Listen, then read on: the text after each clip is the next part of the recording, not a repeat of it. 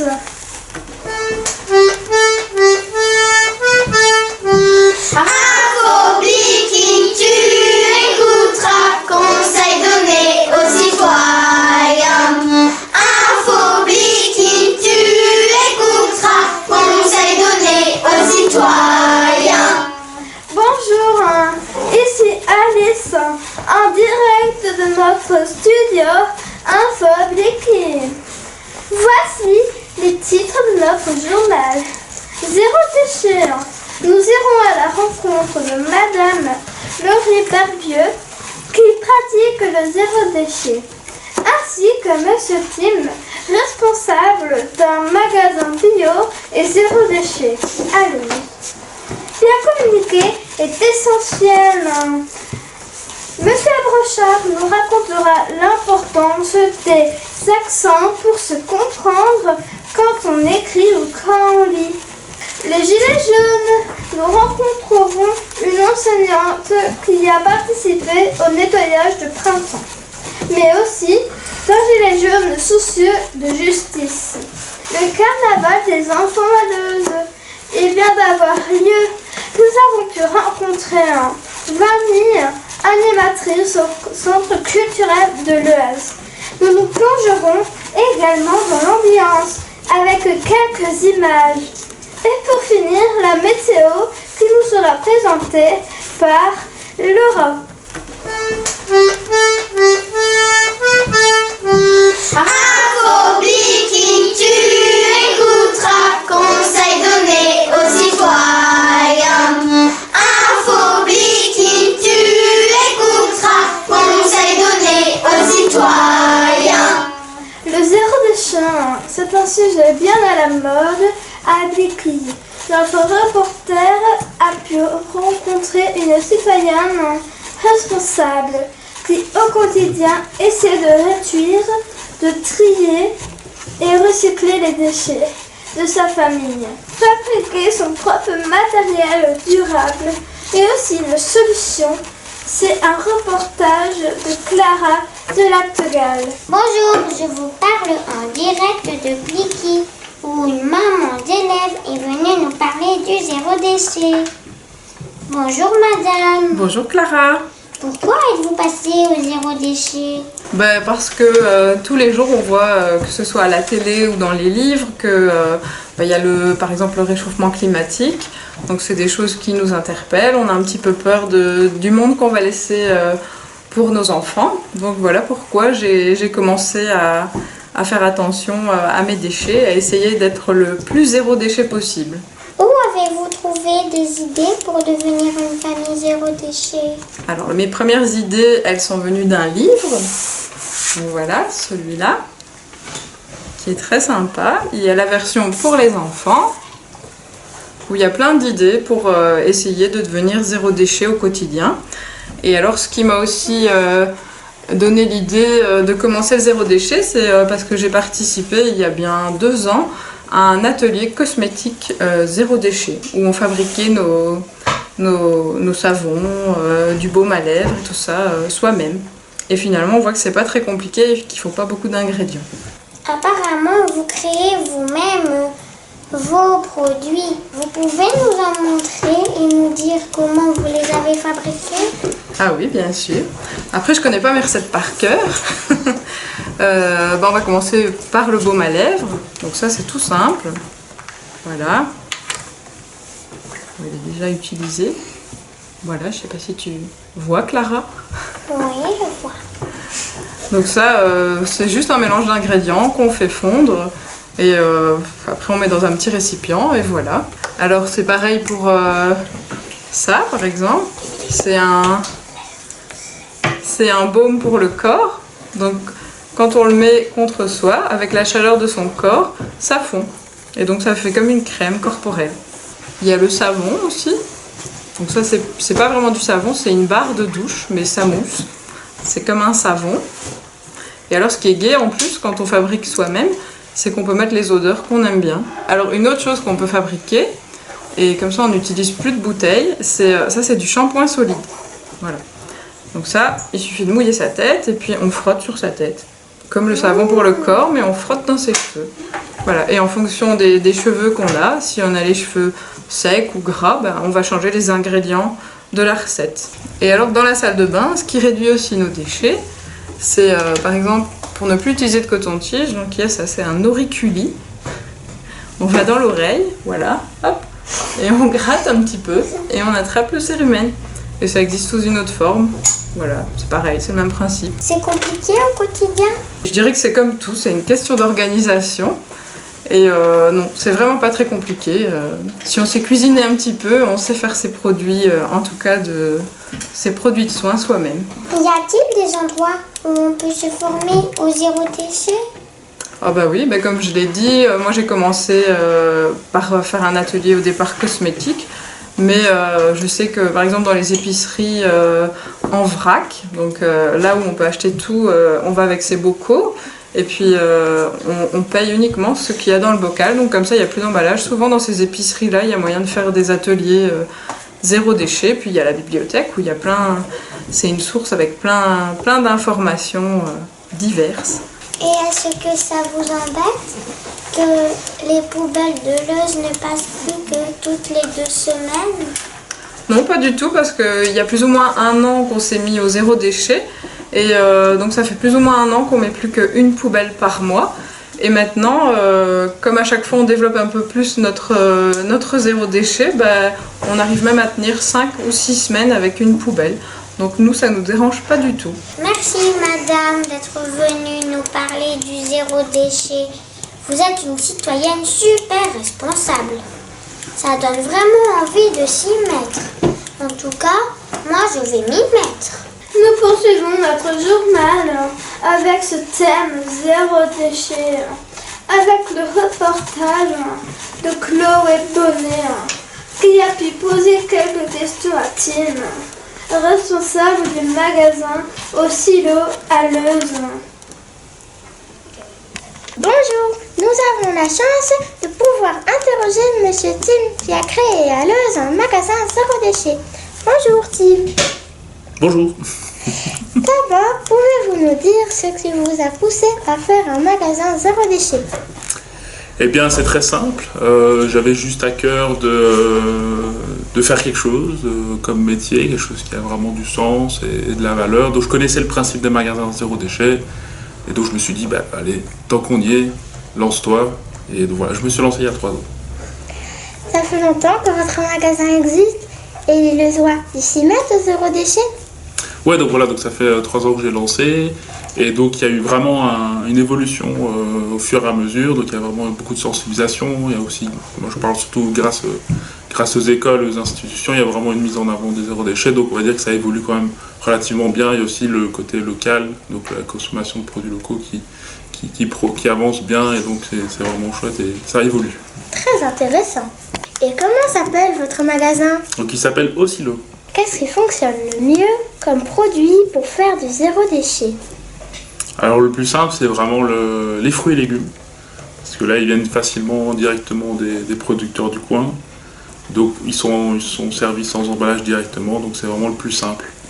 Je comprends. Est-ce que vous proposez des formations pour les personnes qui voudraient se lancer dans le zéro déchet?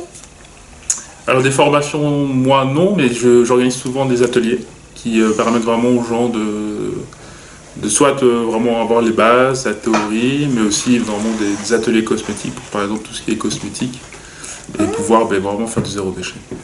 D'accord. Connaissez-vous d'autres magasins comme le vôtre? La Belgique est-elle en première place pour sensibiliser les citoyens au zéro déchet? Donc non, la Belgique n'est pas dans les premiers, mais ça reste quand même une grosse évolution. Il y a beaucoup de magasins dans la région. Donc, moi je suis basé à Leuze, mais il y a aussi à Perouet, il y en a à Ath.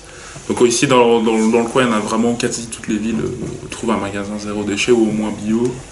Et ce qui est bien, c'est qu'au moins en Belgique, maintenant on a commencé à avoir un réseau RAC, donc c'est-à-dire un réseau qui met en lien tous les magasins de Belgique. D'accord. Eh bien merci Tim. J'invite vraiment les gens à venir vous rencontrer dans votre magasin pour prendre l'habitude de fonctionner en zéro déchet. Au revoir. Au revoir. Pouvoir se comprendre est essentiel. Pourtant, sur certaines lettres majuscules de notre alphabet, les accents ont disparu. Il est parfois difficile de comprendre le message que l'on voudrait alors communiquer. Un reportage de Crystalia, compte rendu. Bonjour, monsieur. Bonjour. Vous dites qu'il est important de mettre les accents sur le A ou le E majuscule. Vous pouvez nous expliquer pourquoi? Ben oui, pour qu'à la lecture on ne se trompe pas, pour qu'on puisse différencier le son, parce qu'avant il y avait pas d'accent, parce qu'en latin il n'y a pas d'accent, que notre alphabet vient du latin, mais que quand on a voulu l'adapter au français, comme on prononçait en français des sons différents, on a mis des accents pour qu'à la lecture, on ne se trompe pas, comme je vois sur l'exemple ici. Un juge ou juger. Ou pour la préposition à, pour ne pas mélanger avec le verbe à aussi. Mais alors, pourquoi les accents ont-ils disparu avec le temps? Les machines ne les ont plus imprimés? Non, les machines ne les ont pas imprimées, parce que les machines étaient anglaises. Ce sont les Anglais qui ont fabriqué les machines à imprimer, les linotypes, ça vient de l'anglais line of type. Lignes de caractère. Et comme les Anglais n'ont pas d'accent dans leur alphabet, ils n'utilisent pas d'accent dans leur langue, ils ont donc inventé des machines sans accent, et nous avons utilisé ces machines et nous avons perdu l'habitude de voir des accents. Et puis ils ont inventé la machine à écrire, et là aussi il n'y avait pas d'accent, donc on a perdu l'habitude parce que les machines ne nous permettaient pas de mettre les accents. Et puis on a inventé des machines où les accents étaient quand même dedans petit à petit, et on a repris l'habitude de remettre des accents. Pourquoi vous êtes-vous intéressé à cela?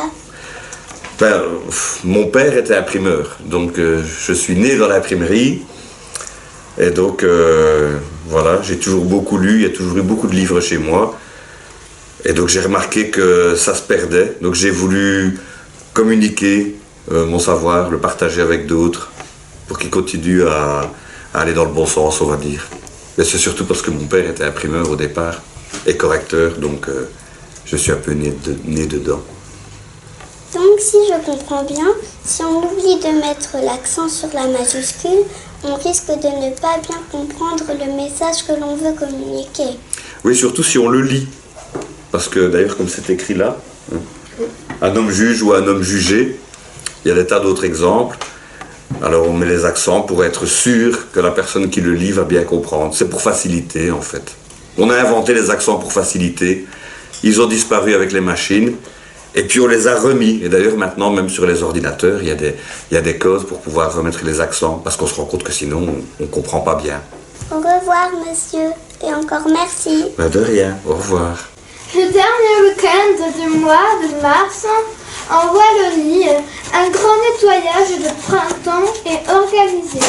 Une institutrice de l'école de Pékin vous expliquera en quoi consiste cette action qui souhaite sensibiliser notamment les enfants au respect de la nature. Suzanne Bourgeois a réalisé pour vous ce reportage. Bonjour. Bonjour Suzanne.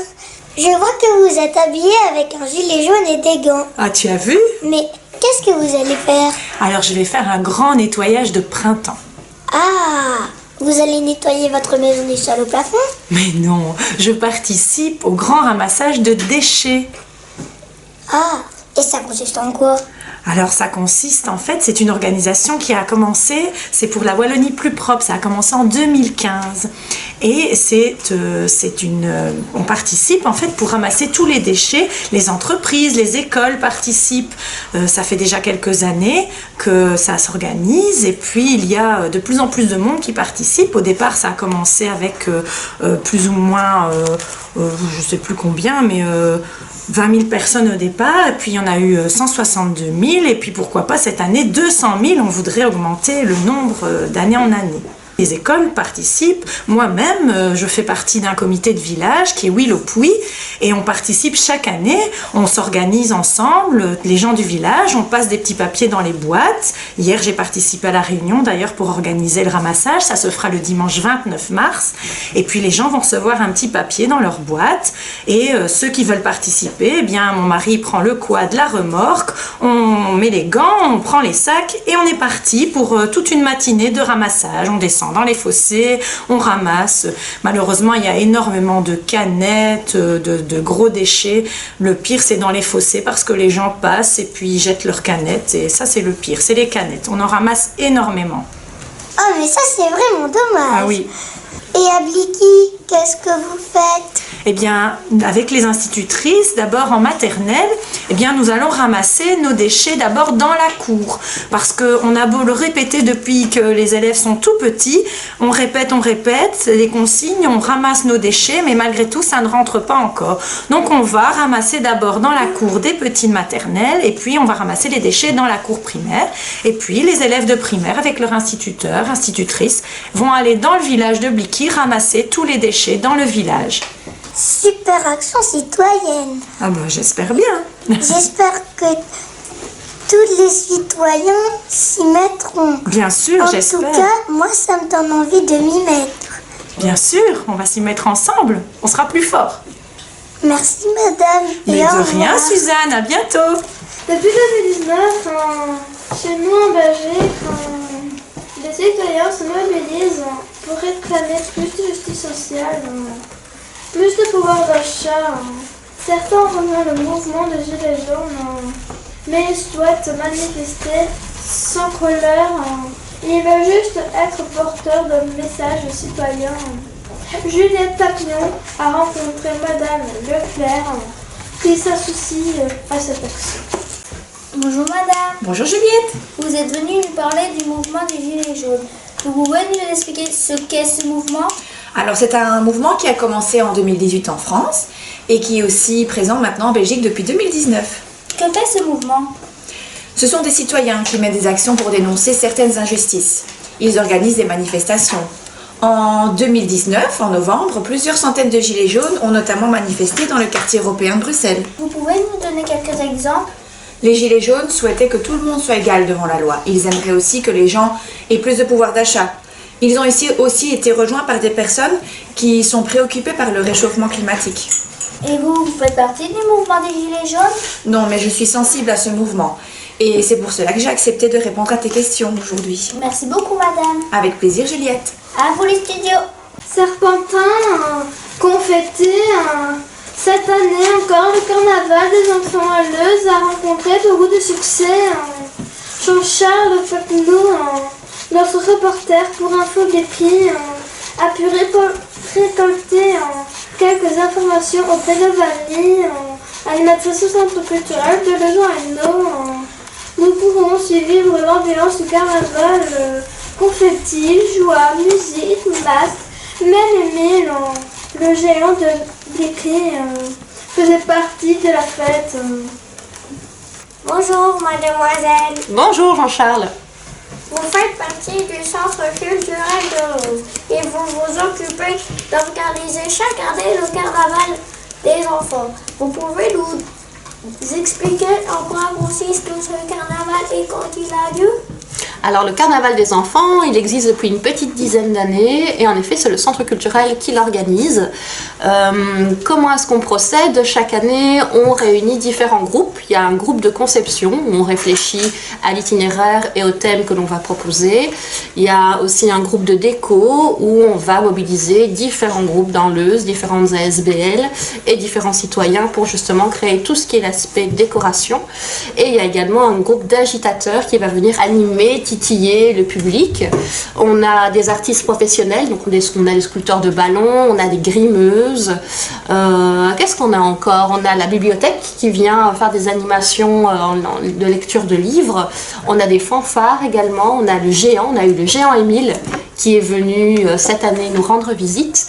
Et on a également surtout le public qui fait partie quand même de l'animation du carnaval qui donne vie à ce carnaval. Donc on a les mouvements de jeunesse, on a les enfants, on a des centres d'accueil.